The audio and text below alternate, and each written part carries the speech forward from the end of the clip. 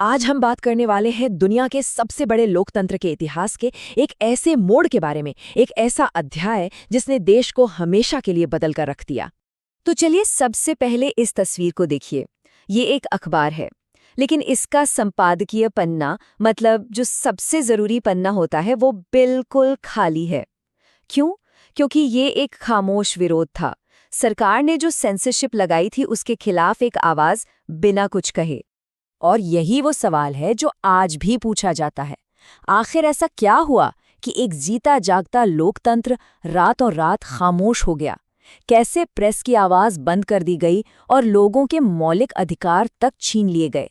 चलिए इसी को समझने की कोशिश करते हैं। तो कहानी शुरू होती है एक आधी रात की घोषणा से।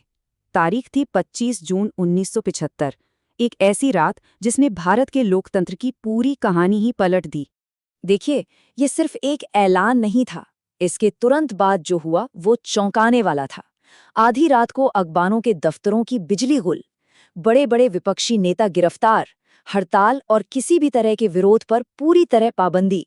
और सबसे बड़ी बात, लोगों के मौलिक अधिकार सस्पेंड कर दिए गए। लेकिन सवाल ये है कि क्या ये सब अचानक हुआ, एक ही रात में? जी नहीं। असल में इसकी जमीन काफी पहले से तैयार हो रही थी। आप कह सकते हैं कि एक तूफान कई सालों से बन रहा था। तो इस तूफान की पहली वजह थी इकोनॉमी। हालात बहुत खराब थे। महंगाई का आलम ये था कि 1973 में 23% और अगले ही साल 1974 में ये बढ़कर 30% तक पहुंच गई। सोचिए आम आदमी पर क्या बीत रही होगी। और इसी माहौल को ये कार्टून देखिए कितनी खूबसूरती से दिखाता है। एक तरफ गरीबी हटाओ जैसे बड़े बड़े नारे थे, लेकिन बढ़ती महंगाई के बीच ये सारे वादे, सारे नारे लोगों को खोखले लग रहे थे। अब जब जेब खाली होती है तो गुस्सा सड़कों पर उतर आता है। बिल्कुल यही हुआ। गुजरात और बिहार में भ्रष्टाचार के खिलाफ छात्र आंदोलन पर उतर आए। रेलवे कर्मचारियों ने देशव्यापी हड़ताल की धमकी दे दी, मतलब पूरा देश रुक जाता। और इसी बीच जयप्रकाश नारायण जैसे बड़े नेता ने संपूर्ण क्रांति का नारा बुलंद कर दिया। और माहौल में तनाव सिर्फ सड़कों पर नहीं था, सरकार और न्यायपालिका के बीच भी एक खींचतान चल रही थी। सवाल ये था कि संसद की ताकत की हद क्या है। इसी दौरान प्रतिबद्ध न्यायपालिका का एक आइडिया सामने आया, मतलब जज ऐसे हों जो सरकार की सोच के साथ चलें। इस वजह से कई ऐसी नियुक्तियां हुई जिनसे पुरानी परंपराएं टूट गईं। तो माहौल पूरी तरह से गर्म था। बस एक चिंगारी की देर थी, और वो चिंगारी आई एक अदालती फैसले और उसके बाद हुई एक विशाल रैली से। ये आखिरी 13 दिन बहुत तेजी से गुजरे। 12 जून को इलाहाबाद हाईकोर्ट का फैसला आया जिसने प्रधानमंत्री इंदिरा गांधी का चुनाव ही रद्द कर दिया। 24 जून को सुप्रीम कोर्ट से थोड़ी राहत मिली, लेकिन पूरी नहीं। वो प्रधानमंत्री तो रह सकती थी, पर संसद में वोट नहीं कर सकती थी। और फिर आया 25 जून का दिन, जब विपक्ष ने दिल्ली में एक बहुत बड़ी रैली की और इस्तीफे की मांग की। और उसी रात इमरजेंसी का ऐलान हो गया। अब यहाँ पर कहानी के दो पहलू सामने आते हैं, जैसा कि ये कार्टून्स दिखा रहे हैं। सरकार का कहना था कि देश में अराजकता फैल रही है और इसे रोकना जरूरी है। वही विपक्ष का तर्क था कि वो तो लोकतंत्र को बचाने के लिए लड़ रहे हैं।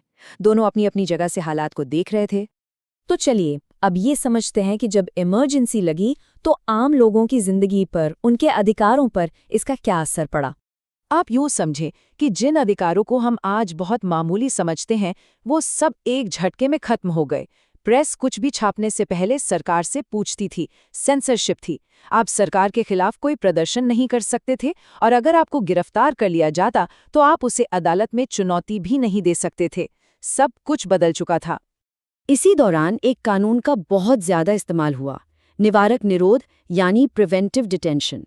इसका सीधा सा मतलब था कि सरकार को अगर सिर्फ शक हो जाए कि कोई व्यक्ति भविष्य में कोई गड़बड़ कर सकता है, तो उसे बिना कोई अपराध किए भी गिरफ्तार किया जा सकता था। इसी कानून के तहत हजारों राजनीतिक कार्यकर्ताओं और नेताओं को जेल में डाल दिया गया। अब उम्मीद की आखिरी किरण थी अदालत, लेकिन 1976 में सुप्रीम कोर्ट से एक ऐसा फैसला आया जिसने सबको हिलाकर रख दिया। अदालत ने कहा कि इमरजेंसी के दौरान सरकार के पास किसी भी नागरिक के जीने का अधिकार छीनने की भी ताकत है। मतलब न्याय के सारे दरवाजे एक तरह से बंद हो गए थे। मामला सिर्फ अधिकारों को सस्पेंड करने तक नहीं रुका, खुद संविधान के नियमों को बदला जाने लगा। एक संशोधन करके ये तय कर दिया गया कि प्रधानमंत्री, राष्ट्रपति और उपराष्ट्रपति के चुनाव को किसी भी अदालत में चुनौती नहीं दी जा सकती। इतना ही नहीं, 42वें संशोधन के जरिए लोकसभा का कार्यकाल 5 साल से बढ़ाकर 6 साल कर दिया गया। करीब 21 महीने बाद इमरजेंसी खत्म हुई, लेकिन वो 21 महीने अपने पीछे कई ऐसे सवाल छोड़ गए जो आज भी उतने ही जरूरी हैं। तो इमरजेंसी से हमें सबक क्या मिले? देखिए, चारों तरफ अंधेरा जरूर था, लेकिन प्रतिरोध की चिंगारियां भी सुलग रही थीं। कुछ अखबारों ने सेंसरशिप के विरोध में खाली पन्ने छापे। कई पत्रिकाओं ने तो सेंसरशिप मानने से अच्छा बंद हो जाना बेहतर समझा। बड़े बड़े लेखकों ने अपने सरकारी पुरस्कार लौटा दिए और बहुत से राजनीतिक कार्यकर्ता छिपकर अंडरग्राउंड होकर अपना विरोध जारी रखे हुए थे। ये सब इस बात का सबूत था कि लोकतंत्र की लौ पूरी तरह बुझी नहीं थी। और यहीं पर यह बड़ा सवाल उठता है, ये पूरा दौर हमें हमारी लोकतांत्रिक संस्थाओं के बारे में क्या सिखाता है? ये दिखाता है कि ये संस्थाएं कितनी नाजुक हो सकती हैं, कि इन्हें हल्के में नहीं लिया जा सकता, पर साथ ही ये उनके लचीलेपन, उनकी ताकत को भी दिखाता है। और इस पूरी बातचीत को हम उस दौर के एक नारे के साथ खत्म करते हैं। ये नारा उस वक्त एक गुजारिश थी, लेकिन आज एक सबक है, एक चेतावनी है। भारत के लोकतंत्र की रोशनी को बुझने ना दें, क्योंकि ये हमें याद दिलाता है कि लोकतंत्र एक मंजिल नहीं बल्कि एक सफ़र है, जिसकी हिफाजत हर पीढ़ी को करनी पड़ती है।